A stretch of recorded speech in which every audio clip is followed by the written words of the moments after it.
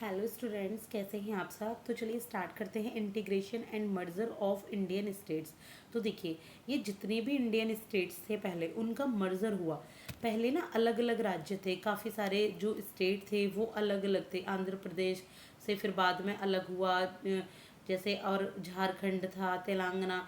तो इन सबको अलग किया गया, इन सब कुछ स्टेट्स को जोड़ा गया। हरियाणा पंजाब को अलग किया गया, फिर कुछ स्टेट्स को साथ में जोड़ा गया। इस तरीके से मिलाकर इंटीग्रेशन हुआ और मर्जर हुआ किसका, इंडियन स्टेट्स का।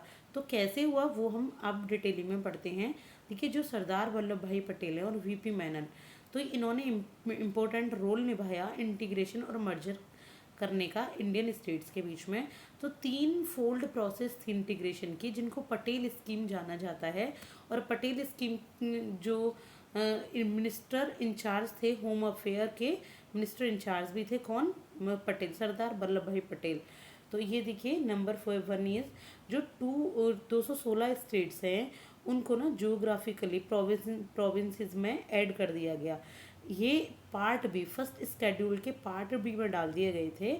और इनका जो मर्जर है वो स्टार्ट हो गया छत्तीसगढ़ और उड़ीसा का मर्जर हुआ था, स्टेट मर्जर जनवरी 1 1948 को पहले।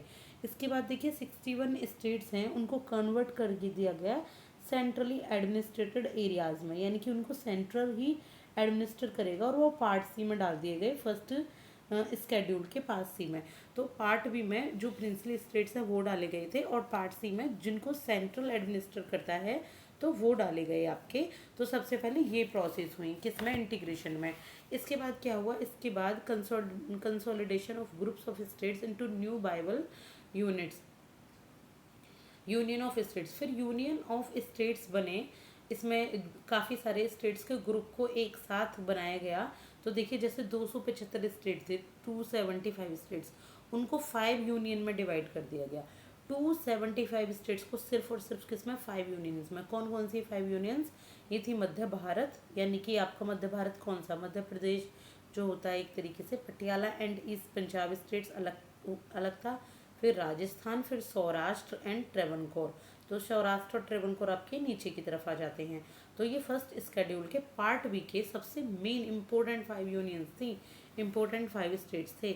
इसके बाद 3 स्टेट्स पार्ट बी में कौन से थे, दूसरे ये पार्ट बी में थे हैदराबाद, जम्मू एंड कश्मीर और मैसूर। ये पार्ट बी के 3 अलग स्टेट्स थे, उनसे अलग जो ये पांचों यूनियन थी, इन पांचों यूनियन से अलग ये 3 स्टेट थे। इसके बाद जम्मू एंड कश्मीर ने ना इंडिया को एक्सीड कर लिया अक्टूबर 26 1947 में, और ये पार्ट बी में आ गया। गवर्नमेंट ऑफ इंडिया क्या चाहता था, गवर्नमेंट ऑफ इंडिया चाहता था कि जो जम्मू एंड कश्मीर है वो इंडिया का पार्ट बन जाए।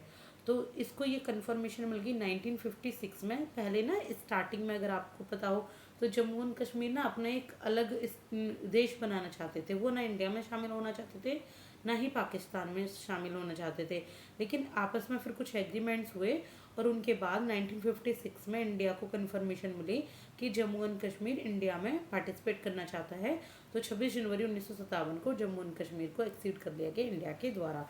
इसके बाद देखिए, जो हैदराबाद है फॉर्मली पहले इंडिया के द्वारा एक्सीड नहीं किया गया था, लेकिन वहाँ के निज़ाम हैं उन्होंने एक प्रोक्लेमेशन इश्यू किया कि कॉन्स्टिट्यूशन में एंट्री करनी जरूरी है, तो इंडिया में उनको यहाँ पर एक्सीड कर लिया गया। इसके बाद राज प्रमुख जो होते हैं 5 यूनियंस के, एज वेल एज जो रूलर्स थे हैदराबाद, मैसूर और जम्मू कश्मीर के, यानी कि 5 यूनियन के राज प्रमुख जो मेन, जैसे राजा कह सकते हो आप, मेन चीफ जो लोग थे, और जो तीनों के रूलर थे हैदराबाद, मैसूर और जम्मू कश्मीर के, उन्होंने भी इंडियन कॉन्स्टिट्यूशन को अडॉप्ट कर लिया।